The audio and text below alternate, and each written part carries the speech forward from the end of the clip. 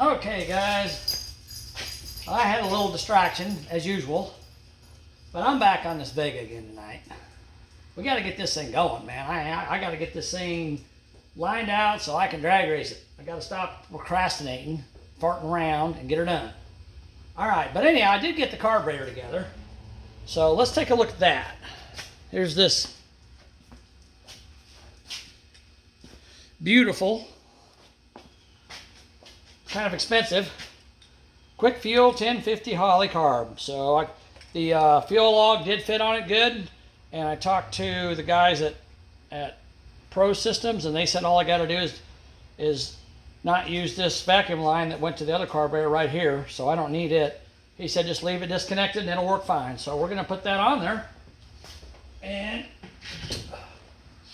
that goes like that. But before I hook up the fuel line, I got to drain, I believe there's diesel fuel in the tank on this thing, because I put diesel fuel in last year. I can't remember if I left some in or not. I think I did. So I need to get a bucket, something to drain the fuel in. I got to get in this thing and turn it on, and turn on the fuel pump and let this thing drain out. So let's do that. Let me get something to drain it into.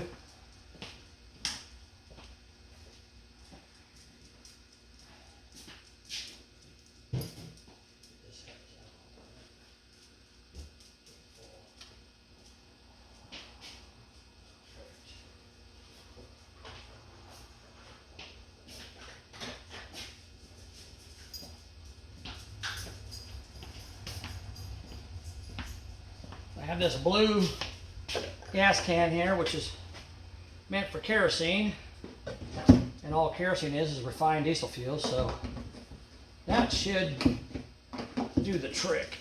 If I can get this thing set up here.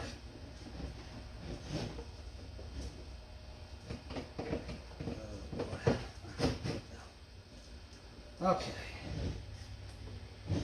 All right, I got that stuck in there. Let me turn on the battery. Hopefully the battery's charged over. I think I haven't charged it, so let's see if it's charged up.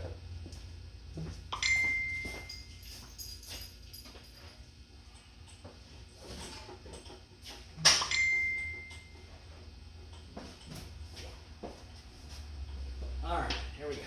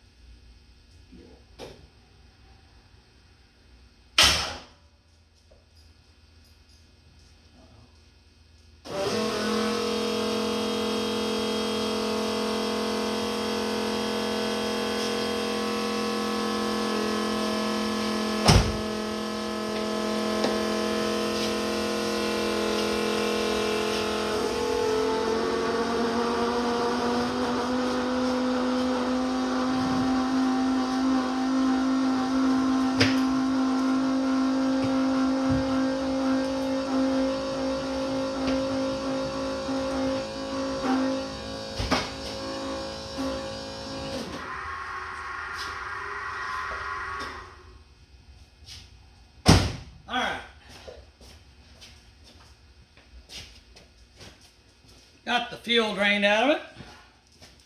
Battery does have a charge on it, which I'm glad for. Okay. I got probably, I don't know. This is a 2.5 gallon container. Probably about half full, so I had a good gallon in the tank anyhow of diesel fuel. Now that I've gotten rid of that,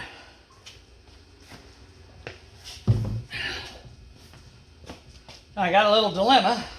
I got, I don't know where to go get racing gas around here. So I got to find some place to go get it.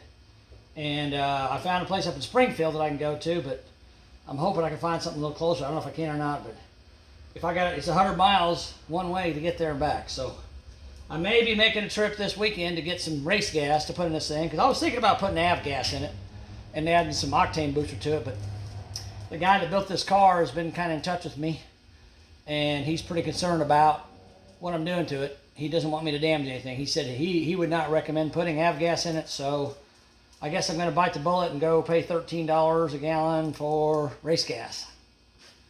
Anyhow, we'll get her done. All right, so Let's get all this hooked up, get this carburetor on here, and then I got to adjust the valves. I found out from what's their name? I can't think of the name of it. The people that built the engine. I can't pronounce their name very well. Anyhow, I found out from them the cold setting on this is 18 thousandths. So I got to set all the valves at 18 thousandths. And then we got to put the plugs in it, and it'll basically be ready to fire up. Well, now I got to change the oil too. Well, actually what I'm going to do is I'm going to take and pull the drain plug out and look at the oil, because I don't think this thing was driven very much. From what I can see with the valve covers off, the oil that's on the heads is still really nice looking oil. It isn't like clouded up like it would had a bunch of alcohol in it. And also I took the valve covers off over the winter, and I let this thing sit with the valve covers off with a towel covering everything up to let it breathe. And it may have evaporated a lot of that alcohol out of the oil. But I'm going to drain a little bit of it out and see what it looks like. I don't know if I need to drain it or not. I probably will go ahead and drain it and replace it, but I'm not sure yet. It's kind of expensive oil, but if I got to do it, I do it. So let's get this carburetor on here, and then we'll start adjusting the valves. All right, let's go. I gotta put this line on before I put the carburetor on, because it won't go otherwise. It's a very tight fit in here.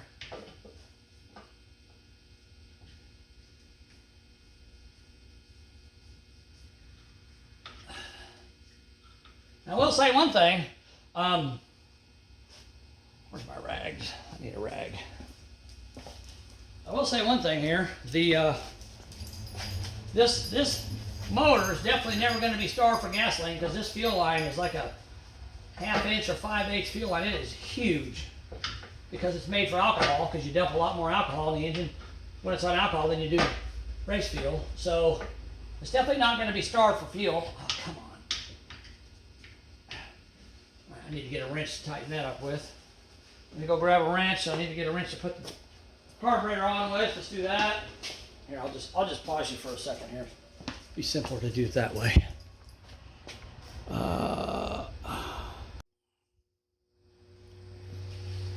Okay, I got my wrench now. I got what I need here. One thing I noticed about this thing is that this line, when I try to put it on here, it doesn't want to fit really very well. And really the only way I can get it to go on there and not hit this motor plate is to turn it over this way. And I don't remember if it was that way before like that, but I think I'm going to try that. But I'm still concerned about it rubbing, the fuel line itself rubbing on this motor plate, which probably wouldn't hurt. It'd take quite a while for it to rub through. But I went ahead and did the cautious thing. I took a little piece of heater hose and I cut it about 4 inches long, and then I cut a slit in it. You can see the slit I cut in it. And I'm going to slide it right there like that. Just cut it with my razor knife. And that way I don't have to worry about that fuel line rubbing and causing any damage. It's going to be a little higher up now, so hopefully I can get this thing to go in place with that rubber fuel line, or that heater hose, acting as a kind of a cushion between everything. Kind of wanted it to go. I may have to move that over a little more. Kind of like that. And I think if I tighten it up, it's going to draw it upward as I tighten it up. I think I'll be okay with it. I could notch this motor plate, but I got the valve covers off, and I don't want to get metal shavings in anything, so I'm just going to do it like this. I'm surprised it wasn't already done like this, because this is a really tight fit to get in here. And I could turn this fuel pressure regulator. I could turn it, cock it a little bit if I wanted to, but I'd rather be straight up and down. I think it looks better that way. So I think once I tighten this up, I should have enough clearance.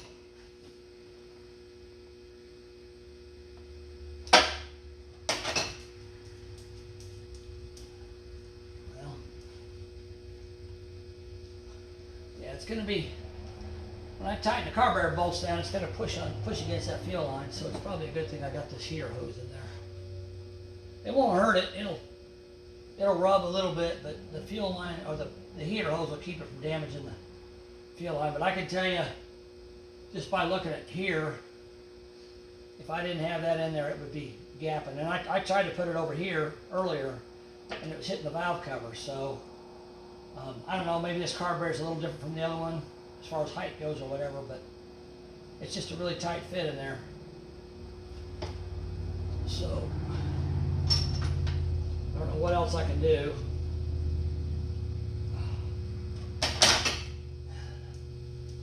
The further I get that away, the easier. There we go. That's looking a little better. I think that'll be all right. It's just a tight fit, that's all. Yeah, that brought the carburetor down pretty much flush with the intake now. Well, I'm happy with that. And I got a good tight fitting there.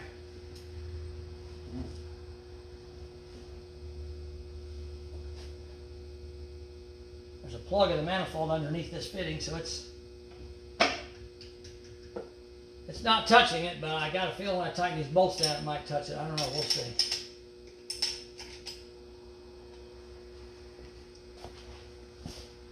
We'll see what happens.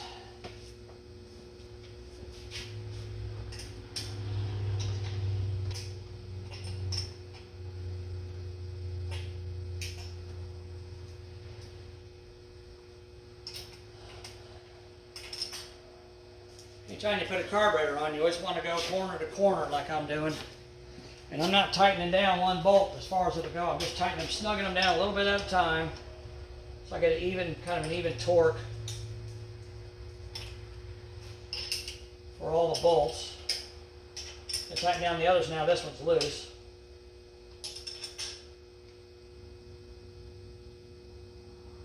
All right, that's probably tight enough for that one. Go to the back corner back here. Get that one. That's good.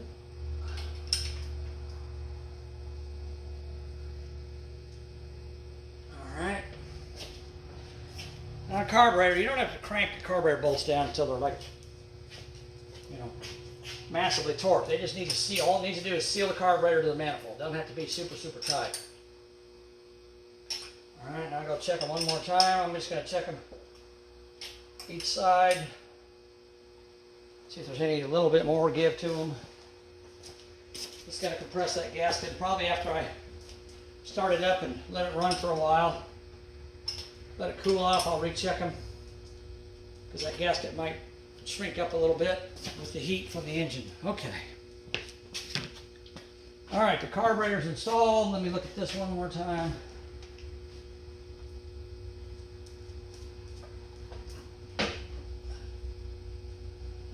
That's all right.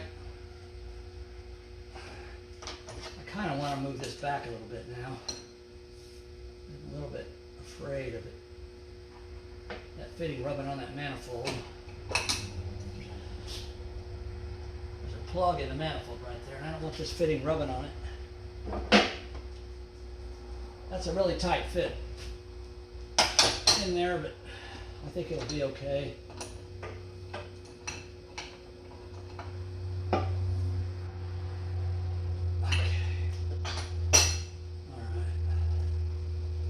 Move that hose so that it's not super tight against there. That little piece of heater hose will keep it from chafing. And I'm not touching this fitting back here anymore. It's just a really tight fit in there. I almost wish that was a sharper bend, but it's not, so it is what it is. All right, now I need to be able to roll the engine over and adjust the valves.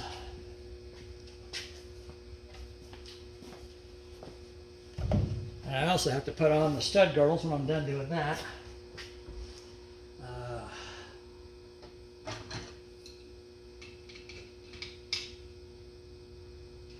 sure what size those are.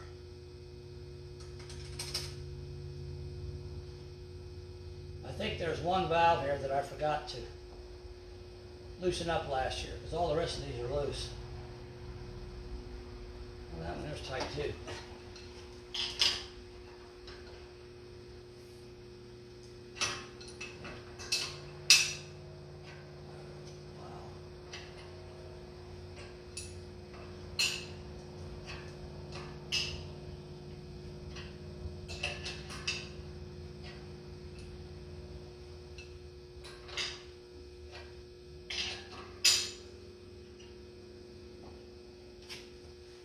That sucks.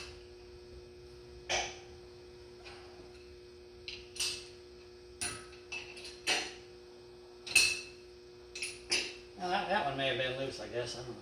Yeah, that one was loose. This one here, I completely forgot to loosen it up last fall. I hope I didn't hurt the spring. I think it'll be okay.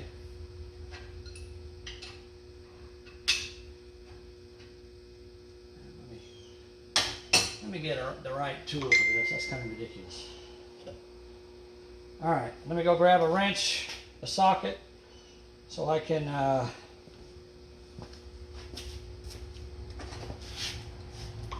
turn.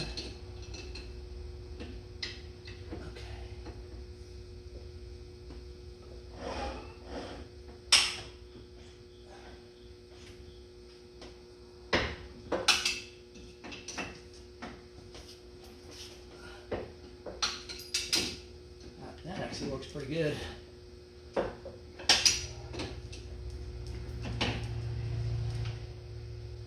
Okay, all right. Get this valve cover off as well.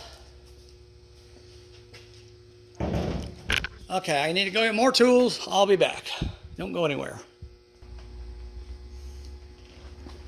Okay, I got what I needed, and also I was looking at these adjusting screws on these valves, and they actually have a Allen screw down inside of them to lock them down with, and I was trying to figure out what size they were. I thought they were small ones, but they're not. They're 7/32. So if you, I don't know what brand these rockers are. I'm trying to see.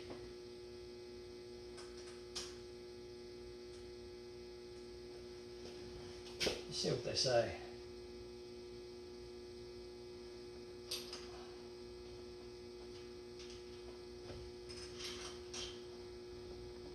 These are comp cams. Comp cams roller rockers, probably Magnums or something. So anyhow, if you got the comp cams roller rockers and you got these extra long studs, lockdown nuts to hold the rocker arms in place with the stud girdle, the Allen screw inside of them is 7/32. Now, before I start on this valve adjustment, I want to show you guys something that I think is pretty cool. This is what's nice when you decide to do a little bit of an upgrade. And sorry about that. I hit the power button on my phone and turned it off. So this is what's nice when you decide to do an upgrade on your fuel system. So I got a quick fuel carb, and not only is it already set up, I called the people at Holley and they told me everything about it, everything I needed to know. Damn, I'm trying to keep my hand out of the camera. They told me everything I need to know about this carburetor. They told me what size jets are in it, power valves and all that. But the cool thing is it comes with this box, or bag, not a box. It comes with this bag with these linkages in it, and they're different colors. One's black, one's like a gold color, and that one there's silver. And then if you look at the arm here, the primary arm, you'll notice it's got 4 holes in it. So the arm that I've got, the silver arm I've got, is in the bottom hole, and these holes are numbered top to bottom, 1, 2, 3, 4. And the cool thing is you got a little instruction sheet in here. And this carburetor, when I pulled it out of the box, it had a different linkage on it. and it was in a different hole too. And it was set up so that when the front throttle plates were 25% open, the rear ones would open. And with these different arms in here and this instruction sheet, you can set this up to where it's either 1-to-1 ratio all the way up to 75%. When this is 75%, then it opens up to secondaries, which is kind of cool because, you know, you don't want to over fuel your car. But I called Holly up and I told them what I had here, and they recommended that I go 1-to-1. So this is this silver arm in the bottom hole is a 1-to-1 ratio. So if you notice, as soon as I move the throttle, it grabs and immediately opens up to secondaries. So that's kind of cool to have these extra little parts in here. So you can tune it however you want it to be. You can tune it to those secondaries to open up sooner or later. That's pretty cool. I like that. So I want to show you guys that. So, you know, if you're thinking about getting a good carburetor for your car and you got a high performance car like this, that quick fuel is probably the way to go with those extra parts. That's kind of neat. All right. Now I need to adjust the valves. And of course, this is a Chevrolet engine. Number 1's on the driver's side, so I want to do it first. And again, the cold setting is 18 thousandths. So I'm going to bring you guys over here so you can see what I'm doing, because I really want to get these valves adjusted today so I can start getting this thing back together.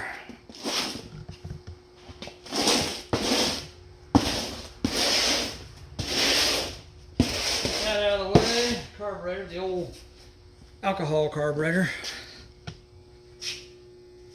Okay, we'll get you guys right in here where you can see what's going on. All right. You don't need to see me necessarily. You need to see what I'm doing more. So we'll get you in there. All right. That lens looks like I might have put my finger on it. Let me clean it off. Any better? Yeah, maybe. All right, so we're going to get you in there. So now what I'm wanting to do, I'm wanting to turn this engine by hand until I see the exhaust valve close, and then I know my piston's coming up to top dead center. And as soon as my exhaust valve closes and my piston's at top dead center, my intake valve will start opening. So that's how I know I'm at top dead center on that cylinder. And I could also pull the cap off. This is number 1 right here, and actually I could there's a hole in the cap right there. I could stick a screwdriver in there and feel for the rotor. But I can also pull the cap off. It's actually marked where it should be. So I can pull the cap off. It gives me an idea of how close I am to being on number 1 cylinder firing. And I'm quite a ways off, so I can crank it over.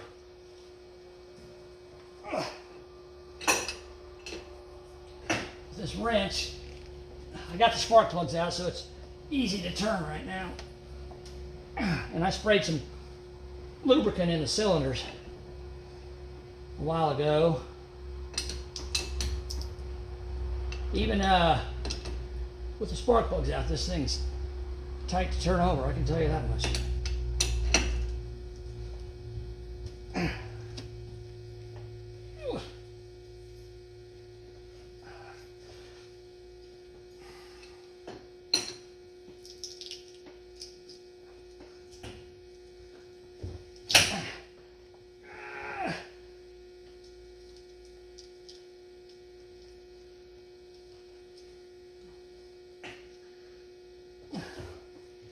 Oh, good grief. I gotta get in here. It's too hard to do. I can push down on it.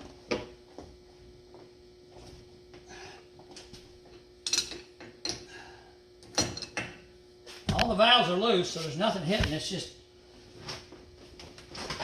a tight engine, I guess. Where am I at on the... Ooh.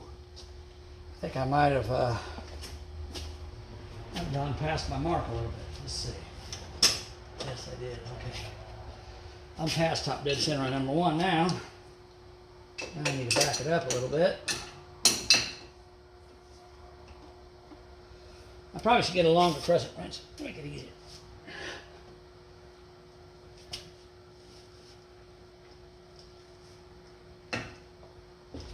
I can look at my harmonic balancer too. It's got marks on it. Yeah, there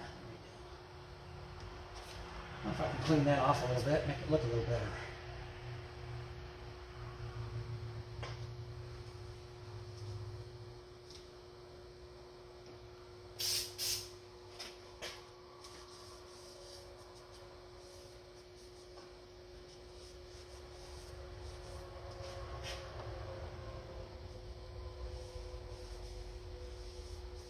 As I rotate this thing around, I'll clean that balancer off so I can see it better. Okay. I've told you guys this before. A V8 engine fires every 90 degrees of crankshaft rotation. So now I've got my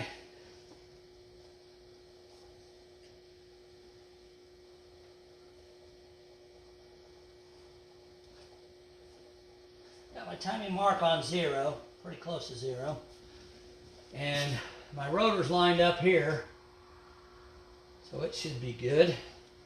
So now this one, that one there is ready to be adjusted. Again, it's 18 thousandths. I got these feeler gauges that are kind of bent.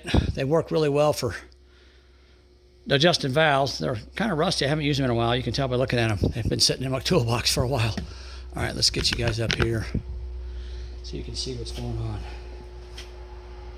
So we're going to adjust number 1 first, and the people that, I can't remember the name of the company that built this engine,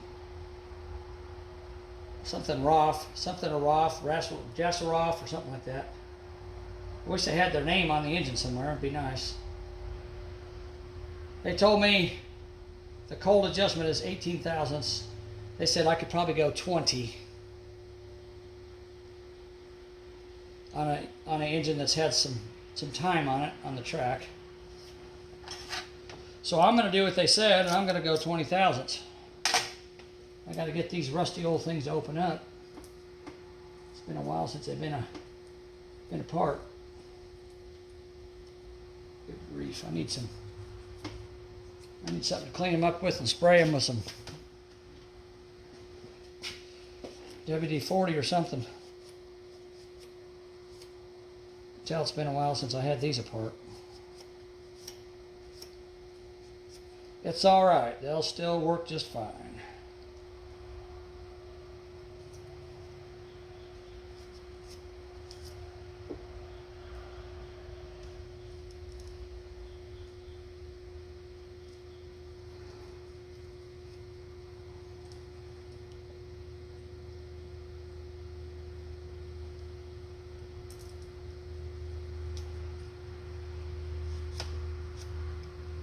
Got to get them cleaned up, that's all. Figure since I got them apart, I might as well clean them up so they're not sticking together anymore.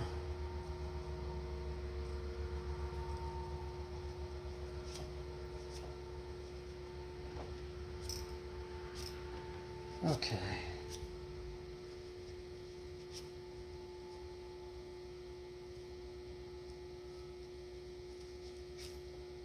There's the one I want right there, 20 thousandths.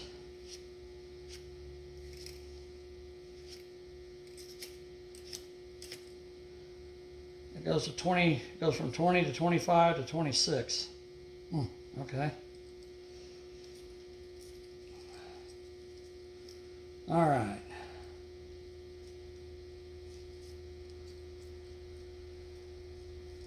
Now I got these cleaned up.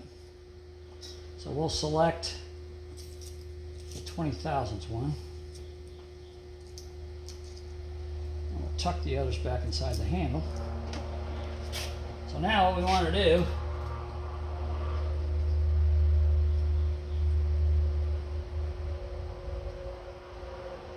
just adjust. As far as I know, we can just adjust it like with my hand. Because I mean, I can turn it tight enough that this feeler gauge is tight in there.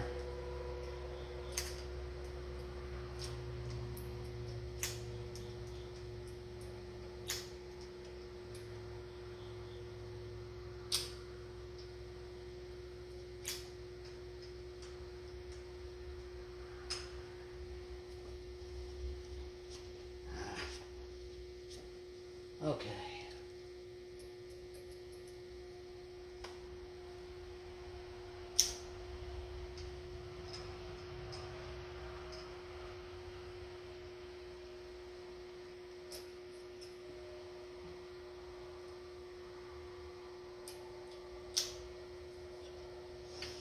All right, now I need my Allen wrench. What do I do with it? There it is over there. Okay, let me go grab that.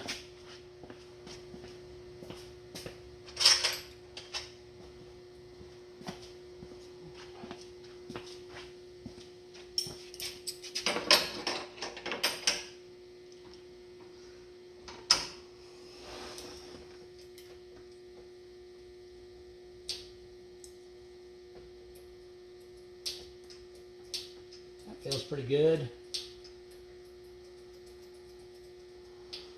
Yeah, I'm gonna say that's gonna be all right. And that's as far as I can turn that by hand. So what I'm gonna do, I'm gonna put this wrench on here. This is a ratcheting wrench. And I'm gonna be tightening up the Allen bolt. So I don't want this to move. So I'm actually got it in the position like I'm going to loosen it, but I'm not going to loosen it. I'm just going to hold it. And now I take this, turn it down so it bottoms out like that. And I'm going to take a wrench because it's not very long, and I'm going to give it a good crank with that. All right. And now I can double check.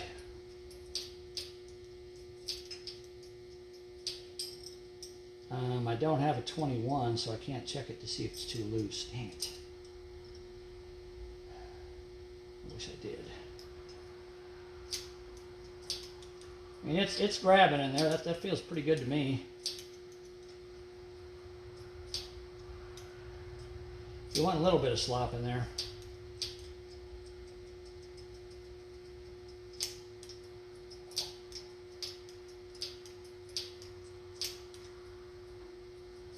Yeah, I think that'll be all right.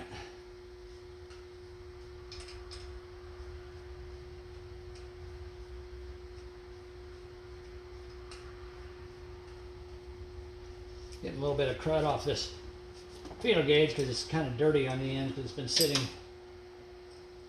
All right, now I wish I had something to set stuff on up here, but I don't.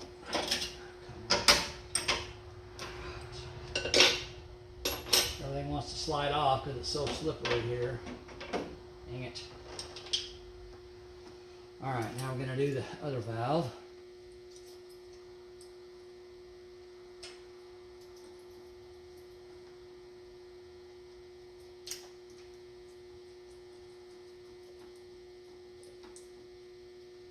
That feels pretty good.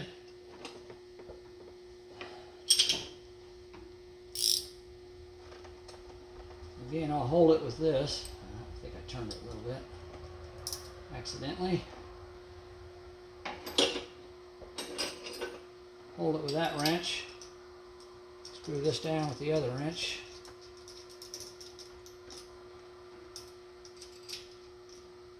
I'm going to use my end wrench to give myself some leverage.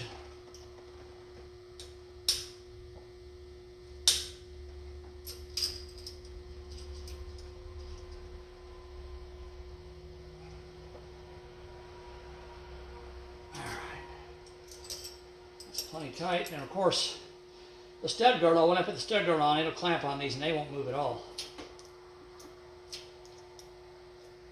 That one there's kind of loose, and that one there's kind of tight.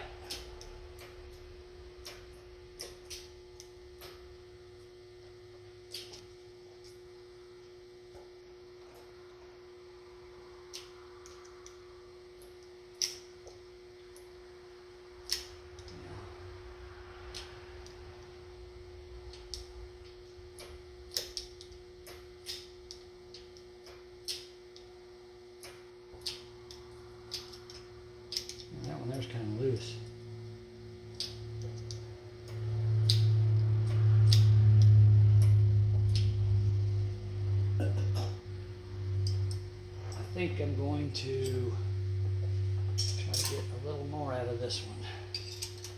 Get it a little bit tighter.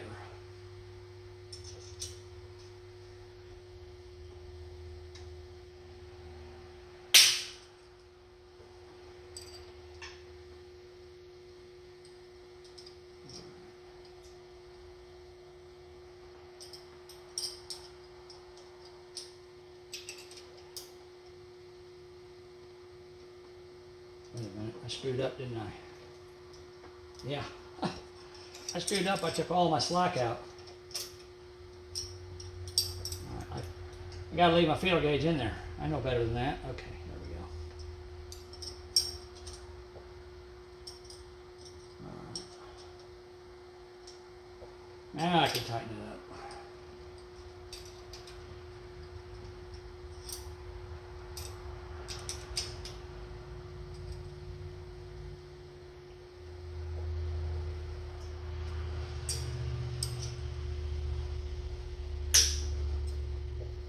Okay, now let's see how that feels.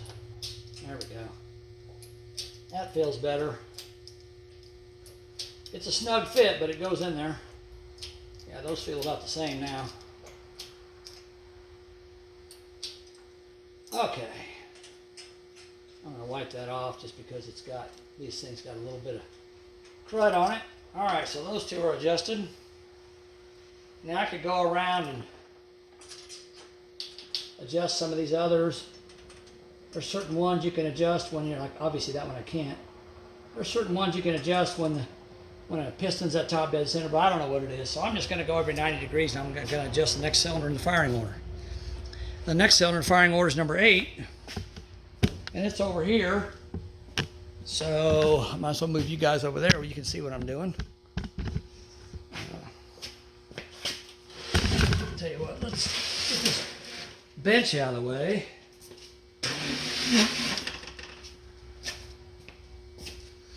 You guys are going to want to be up front here, because I'm going to be on the side there. Okay. All right, now I got to turn.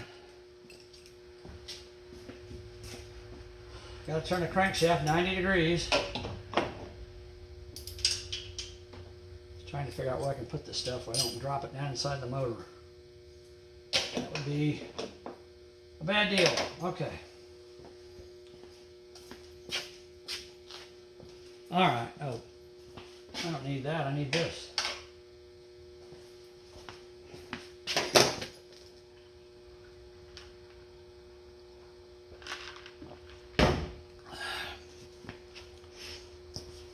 All right. Now I got to turn the crankshaft 90 degrees.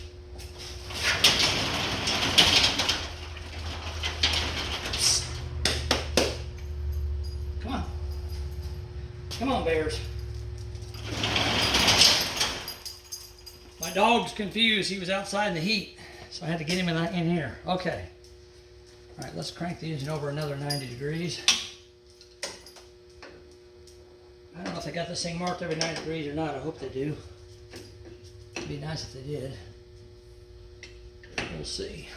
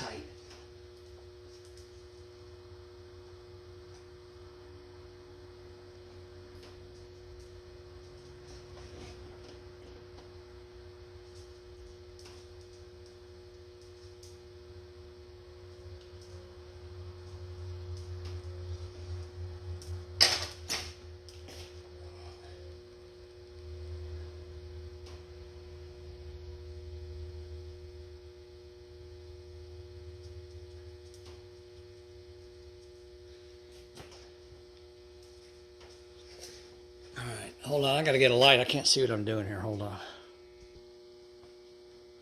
All right, I got it now. I couldn't see the marks on the crank, on the harmonic balancer, but I had to get a flashlight. Well, now, I got this number 1 adjusted. I'm gonna go do number 8. So I need to go 90 degrees to get to top dead center on number 8. And this crankshaft is marked all the way from 0 to 340 degrees. But it's marked in a clockwise direction. Well, as I turn clockwise, I'm actually going backwards on my scale. So I gotta go from 0, I gotta go 90 degrees back, or from 360 degrees, I gotta go 90 degrees back, which would be 270. So I gotta turn the crank until it's at 270.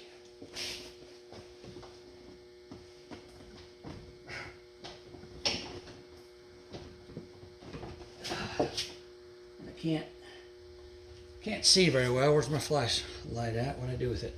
There it is. All right. So I'm at 310 now. So I need to go to 270.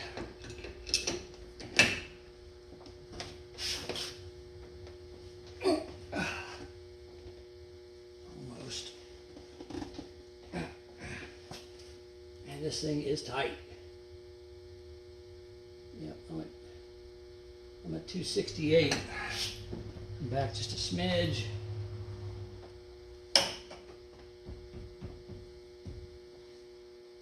All right.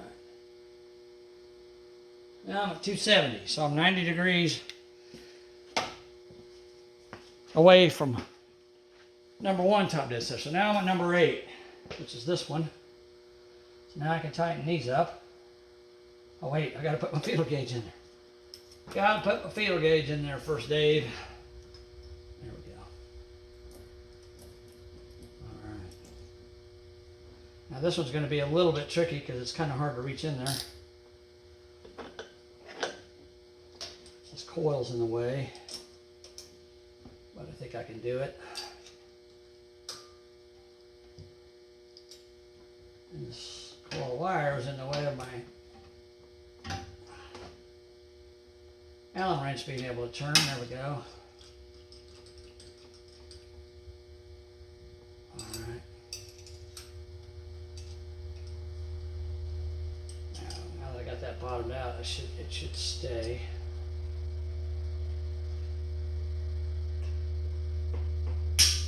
All right. I like to hear that snap. That means it's kind of locked in place.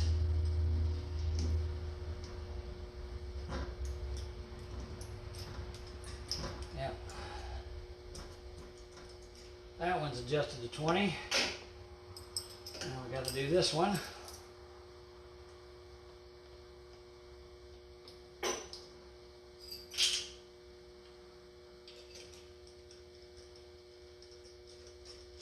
I just turned all these Allen set screws all the way out before I started, so I wouldn't have to worry about them bottoming out before I'm ready for them to. Okay. You know what? I didn't even use my wrench on that one, did I? Oh yeah, that's too loose. Okay.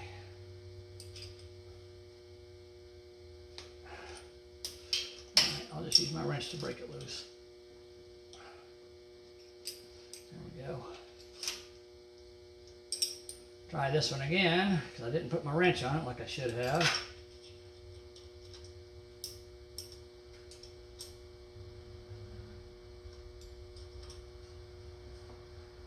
Alright, now I can hold it with my wrench. Tighten this up with the Allen screw.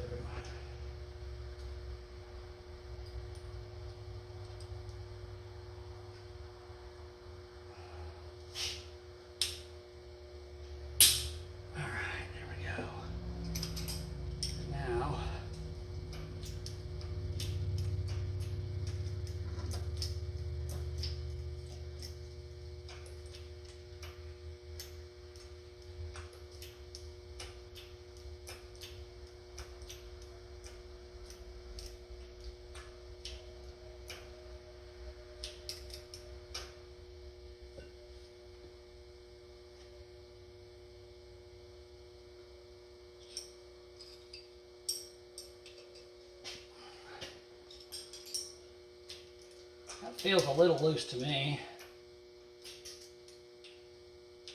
It'll probably be okay, but I don't know. I guess it's about the same as that one.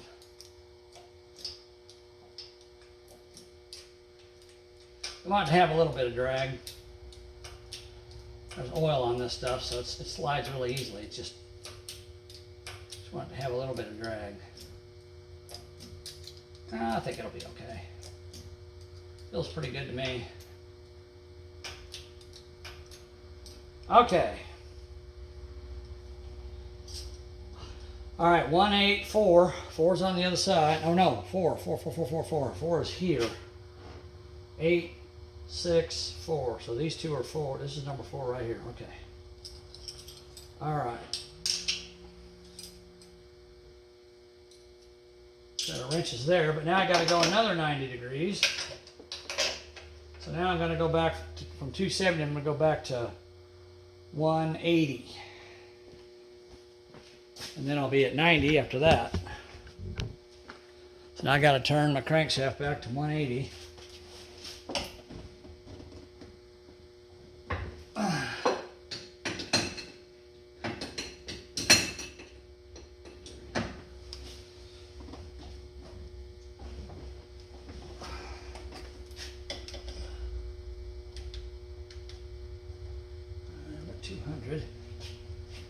A little further.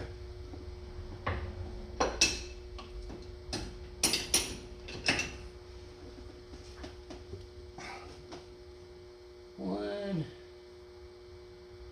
All right, 180.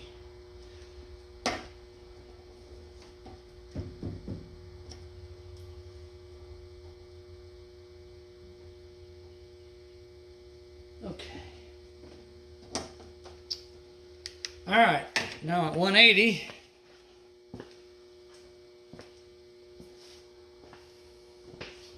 you know, I could have done this where on the opposite, so it's 1843 and then 6572.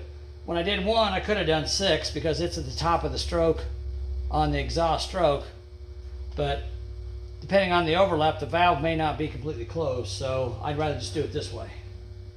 But anyhow, now we're on number 4. So we'll check those. There we go.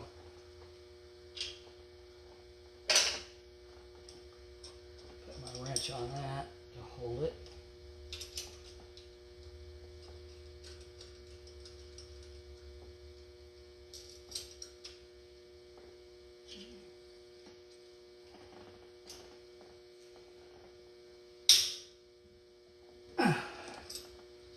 All right.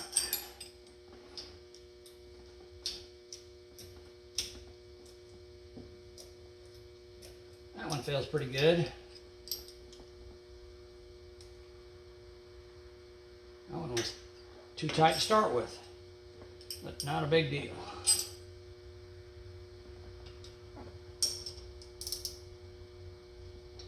I loosened it. I accidentally loosened it.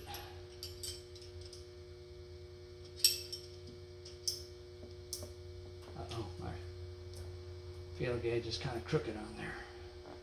Want to make sure you got your feeler gauge square too before you start tightening things up.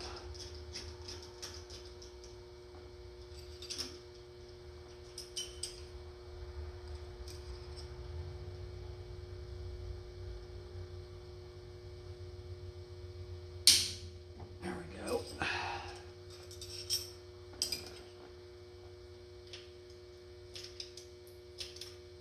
That one feels a little loose.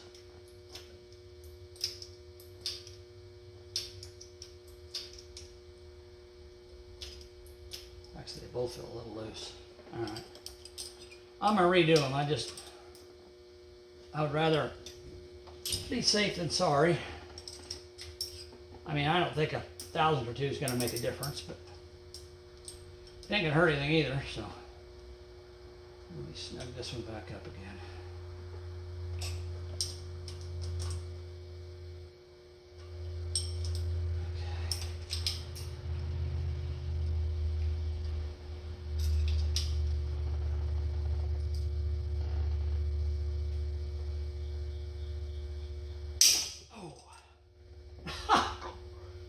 that ain't good. I broke off the ball on my, oh my God. Broke off the ball on my Allen wrench. So now I gotta take that off. Jeezy Joe, seriously? Dang it. You gotta love these high quality tools that they sell you these days.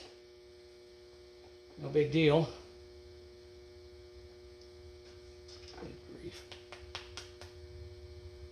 Uh-oh. Oh man, are you kidding me? Well, I might be in trouble here.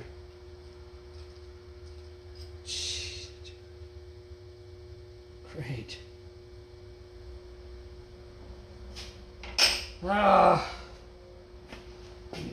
Tap this. Hold on.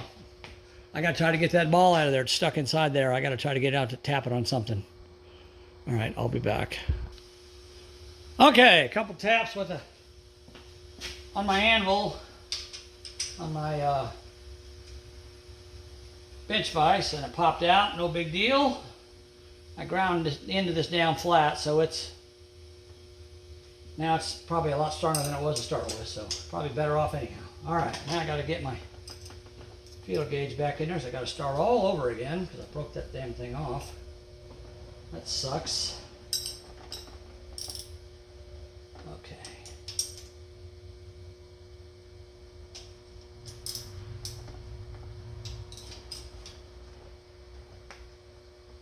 Uh-oh. I had that Allen lock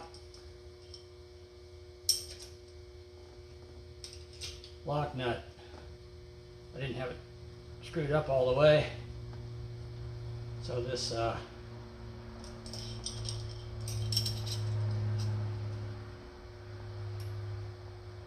rocker arm nut wasn't all the way down on there as far as it would go. That's why I like screwing them all the way out, to make sure that this long bolt or long nut goes all the way down on the stud as far as it can go to get me the maximum holding power, obviously. I don't want something to break. Dang it. It's kind of sticking. Okay.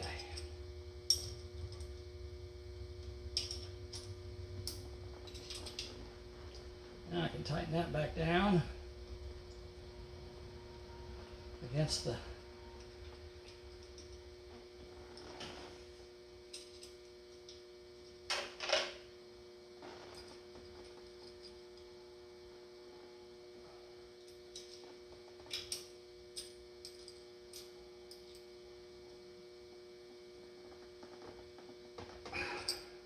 that one didn't make the snapping noise. Let's see how it feels. Still feels loose. Man, I just don't like it.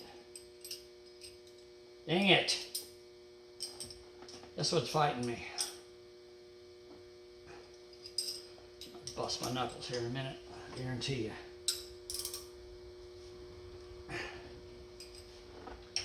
This one's fighting me.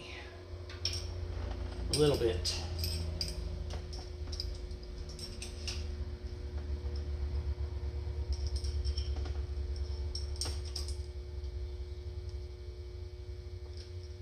Maybe if I tighten it down just a smidge, it'll hold better. Let's see.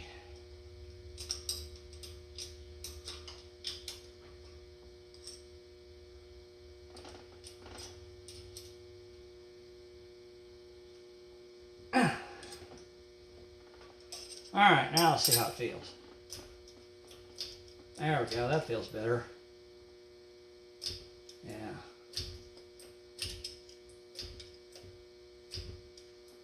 Yeah, it's got some grab to it now. Doesn't feel like it's just flopping around in there. Okay, let's redo this one.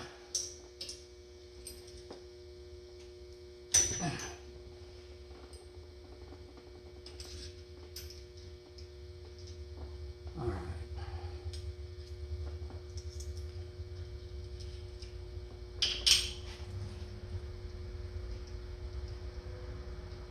What are you doing, Dave? You got to tighten down the nut before you tighten down the jam nut, dummy. All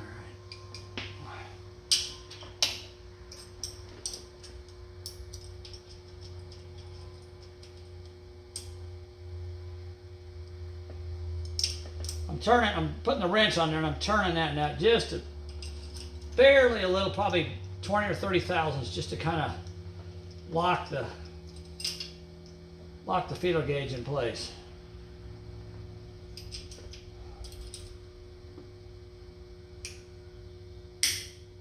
All right.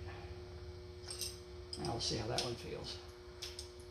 That one still feels loose. Dang it. All right. Well, do it again until we get it tight.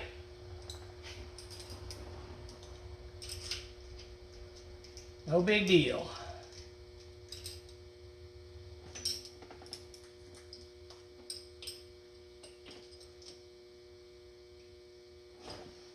All right. Now I want to hold it in place.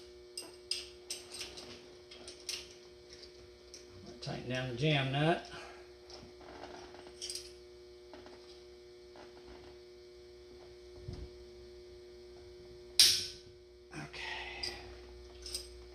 Now we'll see how it feels. It feels all right, I guess. Might be a little bit loose, but it ain't bad. That one shoved it in there too far. That one's a little tighter.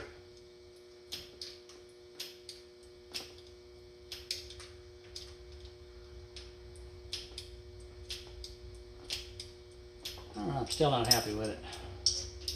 Maybe I'm just being too picky. Good night. Trying to do this without busting my knuckles on these freaking bolts. All right, let's try it one more time. Just to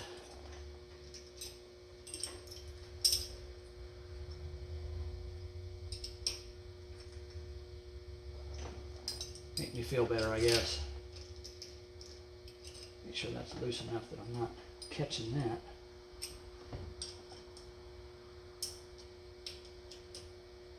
Just snug that up just a smidge. There we go. That'll hold it. Now I'm going to hold it the other way while I'm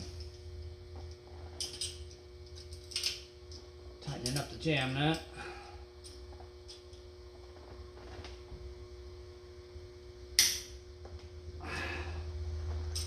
All right, now we should be. There we go. That feels better. Sorry, guys. I'm not Speedy Gonzalez at this. I just want to make sure it's right. Okay, 184. Now we got 3 over here.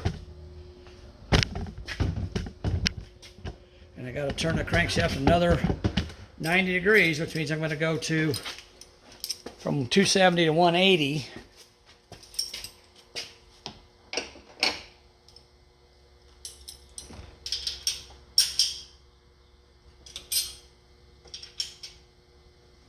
Okay.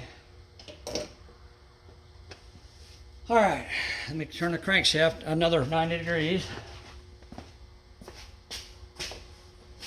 Okay,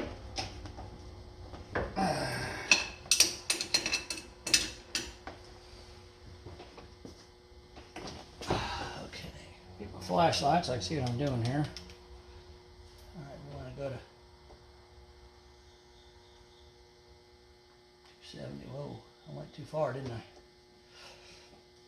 Went too far. I got to go to 180. Wait a minute. No. 360, 270, 180. No, I got to go to 90, don't I? I'm sorry. I went to 180 last time. I got to go to 90. That's why I thought I went too far. Okay, I got to go to 90. 100.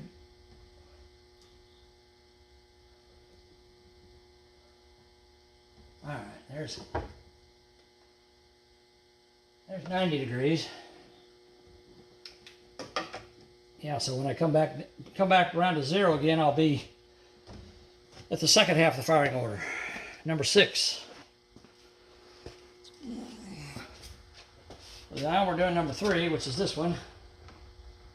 Get my feeler gauge.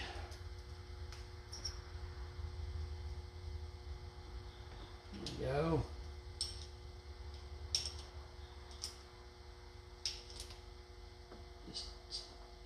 Tighten that up just a tiny bit, just to kind of take up any slack that my hand didn't do. And I'm going to screw this jam nut down.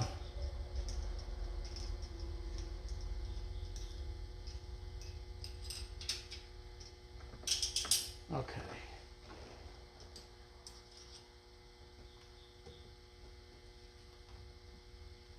There we go.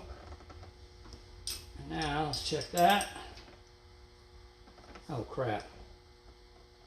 That's the wrong one, Dave. That's number... No, 3. Yeah, number 3. Okay, I'm right. 1843. Yeah, I got it right. Okay. That still feels a little loose to me.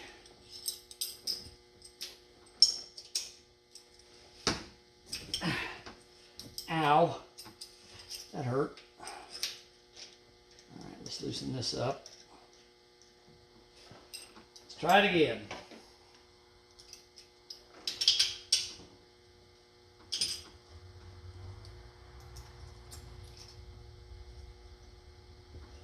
Get that. I'm going to turn this just a little bit more than I did the last time. I'm just turning it, tightening it up just to take the slack out of it, basically. Now I want to hold it so it doesn't move. Of course, you know, once I tighten it up, it probably ain't going to move, is it? Once I take the slack out of it, it's probably not going to move. I guess it's just a precautionary thing. All right, now let's jam it in there. All right, there we go. Now let's feel it. Yeah, there we go. All right, now we got this one to do.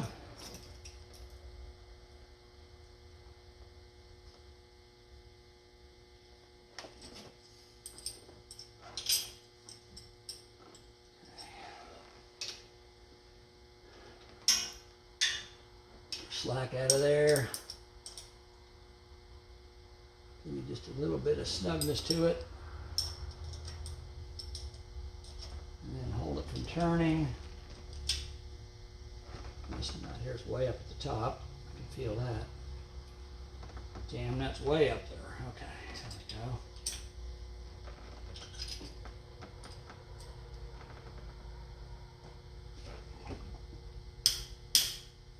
All right. See how that one feels. Ooh, that one's tight. Oh, no, it's not. Okay. Yeah. That feels pretty good.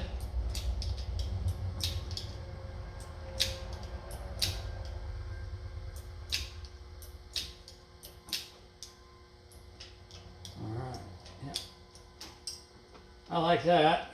That works. Okay, now 1843. Now we have to go back to 0 again because we're on the second half of the firing order. So the next one will be 6. 1843, 6. All right, now I'm going to go over here to number 6. Oh, hold on a second. All right, so now I got it to back to 0, right? Sorry, I had to go take a little break. Make sure I know where I'm at here. No, I'm at 90. 1843, 6. Wait a minute. No, that's not right. Yeah. I need to be on 0, not on 90. Okay.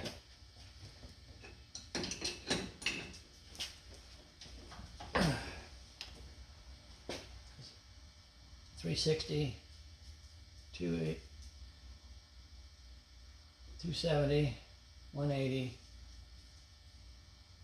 360, 184, 360, 280, up to 360, 270, 180, 90, and yeah, and then I should be back down to 0 here. I got it set over there, I just haven't turned the crank yet. That's what we got to do, turn the crank. All right, we got to go back to 0.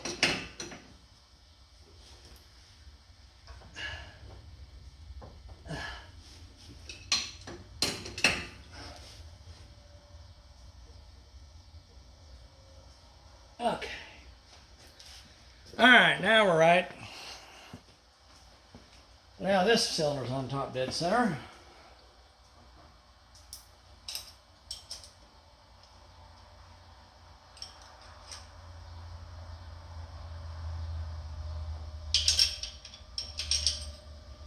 Okay.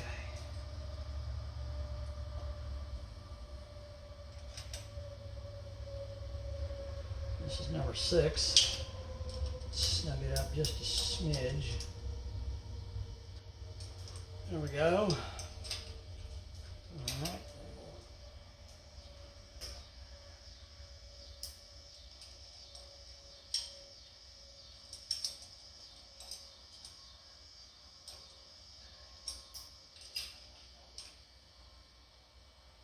Tighten up the lock jam nut.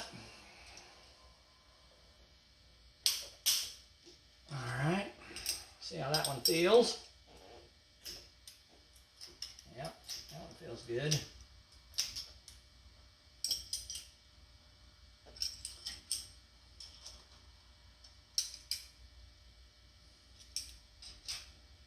Sure that's loosen up all the way. Yeah, okay. All right.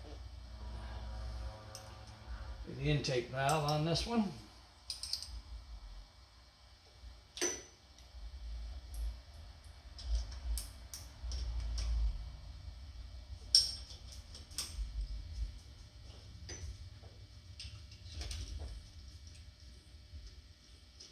Jam nut up on it.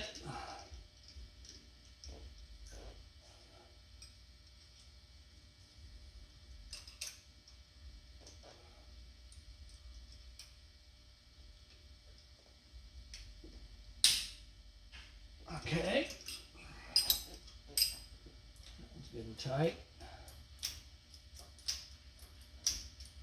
Yeah, both of those feel about right where they need to be. Okay, 18436, 5 is over there.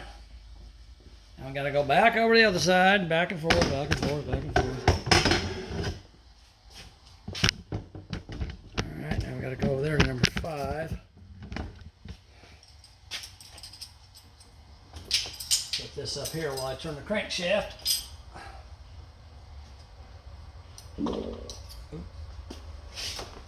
Okay, there we go. All right, now we're going to go back to 270.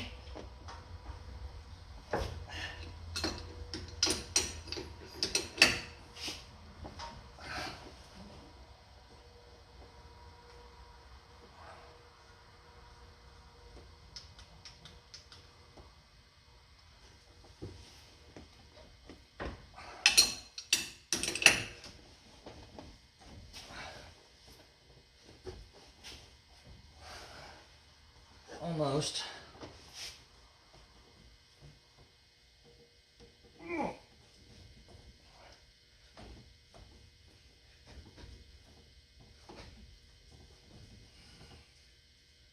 All right, 270.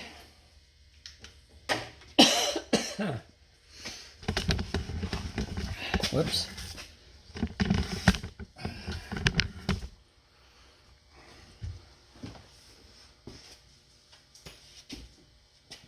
Do number 5.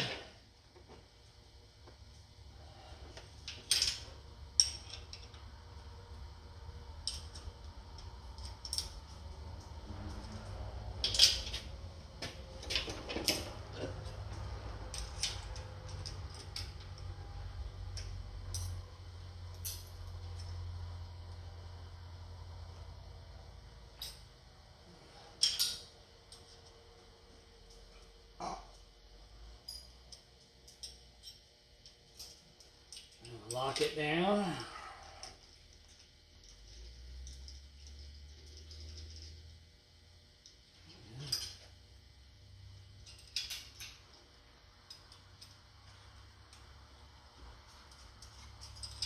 This one here's kind of, do this one left-handed, I think.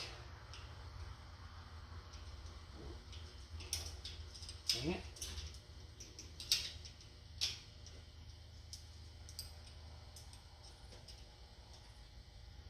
I'll get right at it. Okay. See how that one feels? Feels a little loose, but I think it's probably okay. Alright, now this one. Oh crap. Oh, I get 5. Okay. This one here is number 7. That was number 7. Alright, number 5.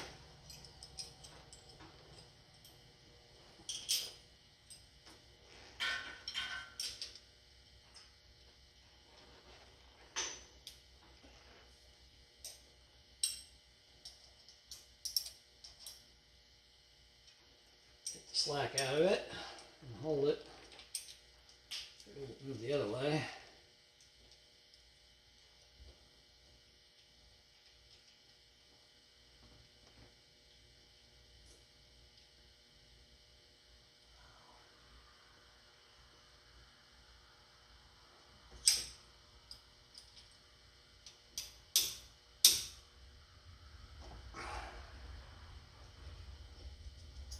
Alright. See how that one feels? That one feels pretty good.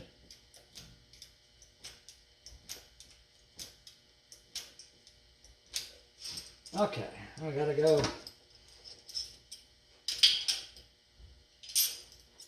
another 90 degrees. And we'll get number 7, so we can leave the camera where it's at.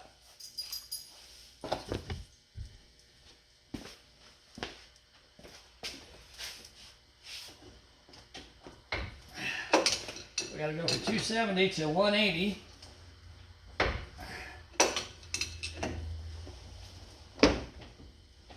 Got valves opening and closing now. It's getting a little stiffer.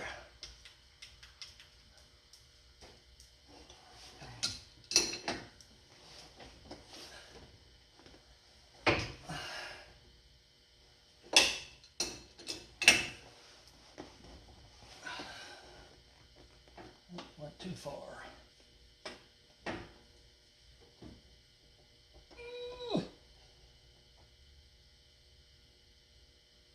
All right, that's 180.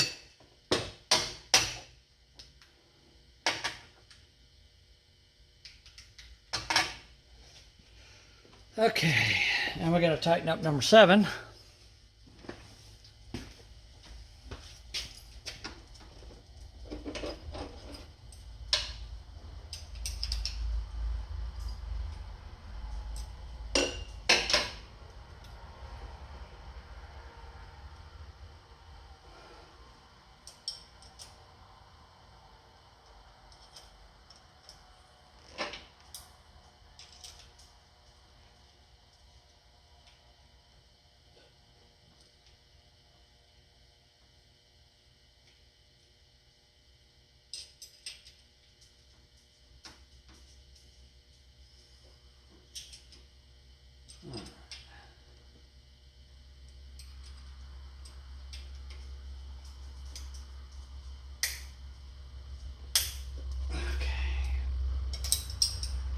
See how that one feels.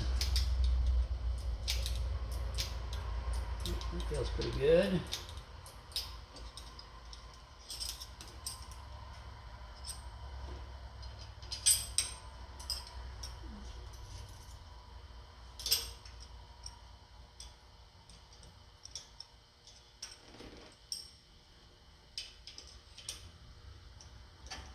Shafaroff Racing, I think, is the name of the people that built this engine. I don't know why I can't remember their name. It's kind of a strange name to say. Shafaroff out of New York.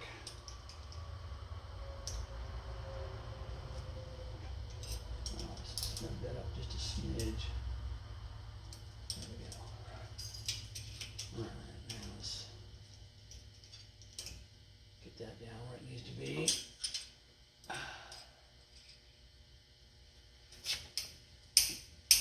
Okay. Well, that one's way too loose. I didn't get that one right. Okay.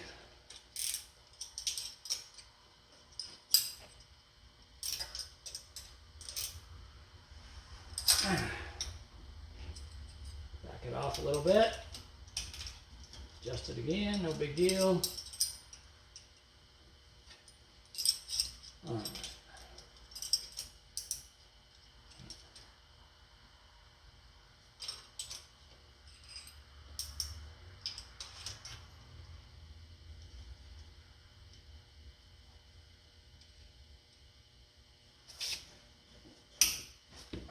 Okay. There we go. That feels a lot better.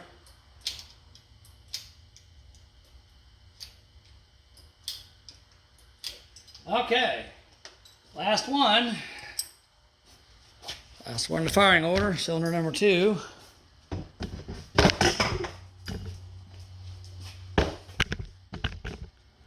It's the first one in the front here.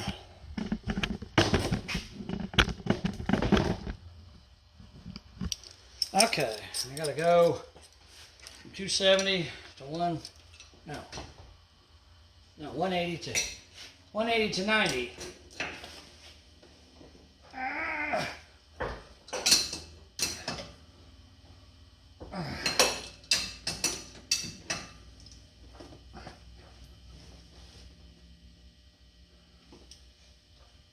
All right, let's see where I'm at.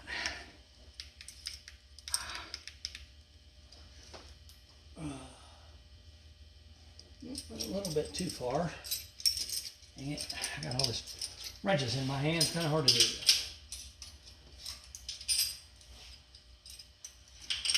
Ah, crap.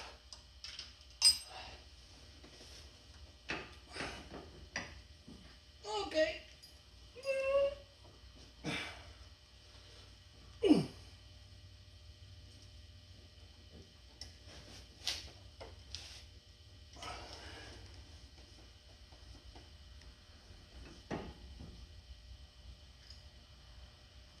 All right, there's 90. Now I drop my wrench down in the intake manifold. Hopefully I can get it out of there. Yep, there it is. Oh no, it's way down in there. Okay. Number 2.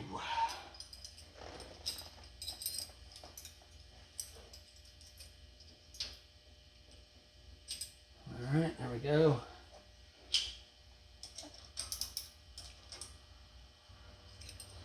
Hold that a little bit.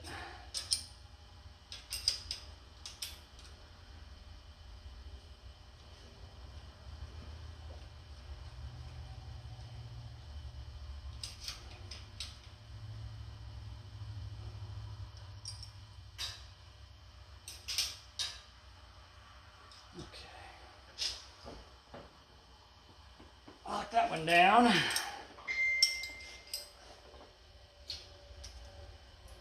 Oh, that one there's kind of tight. I think that one's too tight. Back it off and redo it.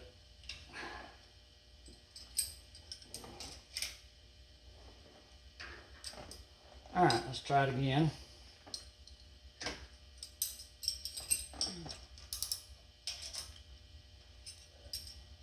Okay.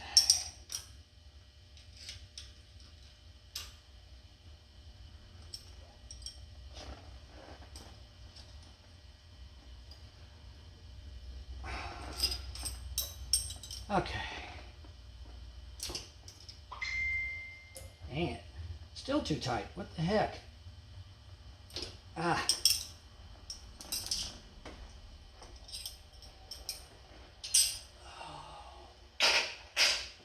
Hold on a second.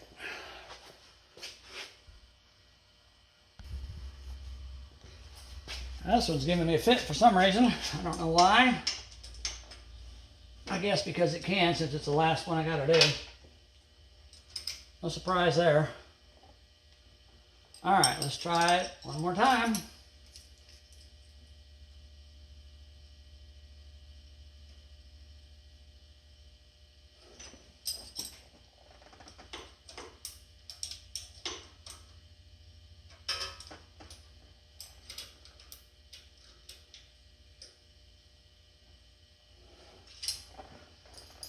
See if we can get it this time.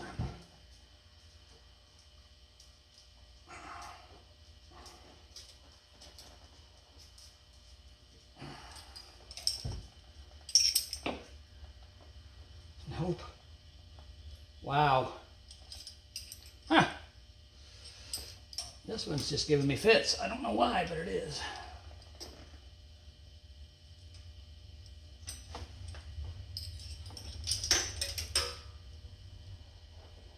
All right, let's try it a different way.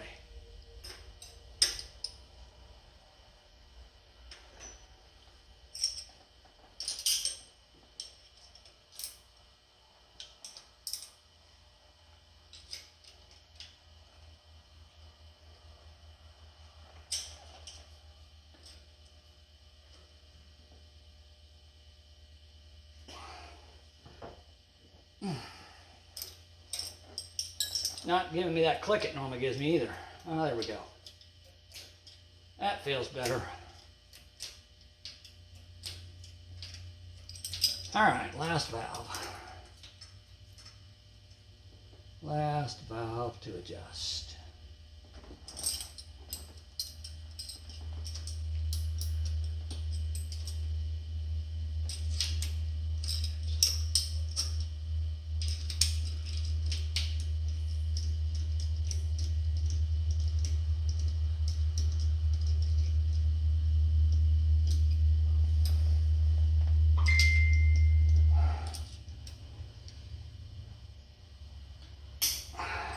Go.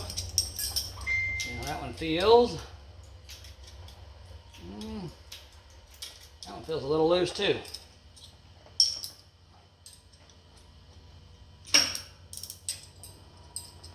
All right, try it again. That's why you got to keep doing this till you get it the way you want it, you know. You got to kind of get used to the way it feels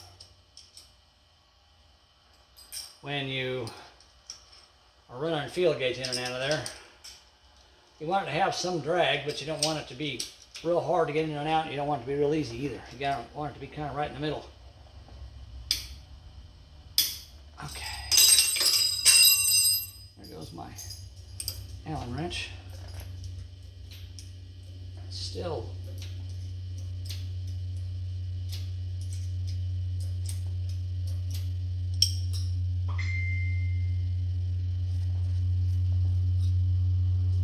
feels a little loose there.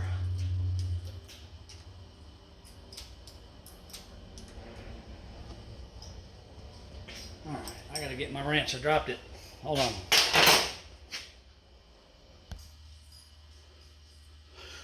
All right, this one here is giving me fits too, so let's oh.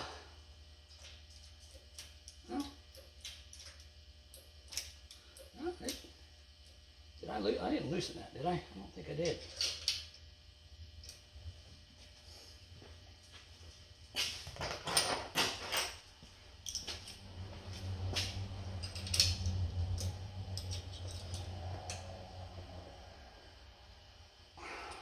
Nope. Because now it feels okay, kind of, well.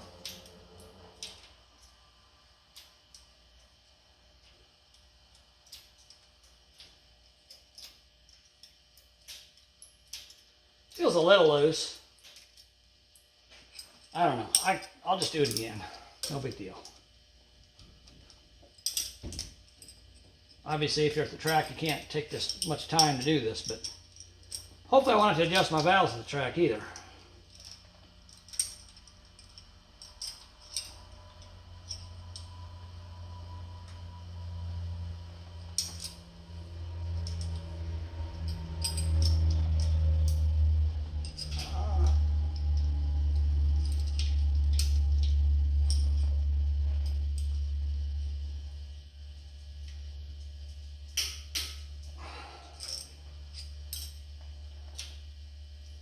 Okay, there we go. That feels better.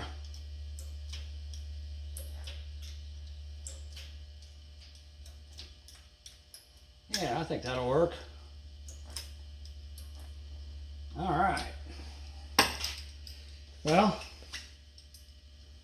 took a lot longer than I thought it would to adjust the valves, but they're adjusted now. Should be good to go. Now I got to put the stud girdles on, and I need to look up information to see where to tighten them at, what torque specs I need to use on them. So, now I'm headed back towards number 1 in the firing order.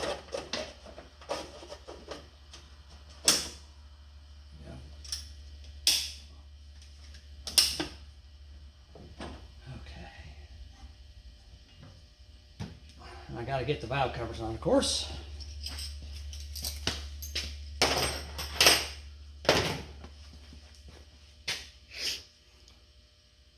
All right.